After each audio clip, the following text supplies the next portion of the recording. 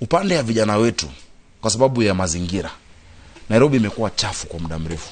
Chafu, unatembea unaona takataka. Na wanauliza hapa. Yeah, imekuwa chafu kwa muda mrefu. Unajua mbona imekuwa chafu? Mara ya mwisho watu kuandikwa kazi kusafisha Nairobi was in the 1980s. Meaning wale ambao wamekuwa wamezeeka. Unapata mtu wako almost 60s ndio anafagia. Kwa constituency mzima, kwa mfano Embakasi East, Mihango, Utawala, mpaka Donholm ni watu 3 ama 4. Nimeandika tayari vijana 2500.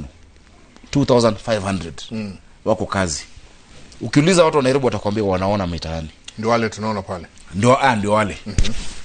Ile uchafu mingi wamepata ni uchafu imekuwa kwa miaka. Wana unclog drainages, wanatimbua mahali drainage ilikuwa imefungwa, imezibwa.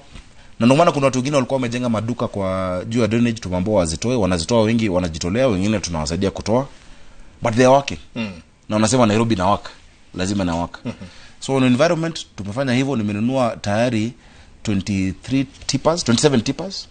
Kuna refuse compactors zingine 24 zinaingia. Kuna zile magari. So ilikuwa uwe na equipment na pia uwe na watu wa kufanya kazi.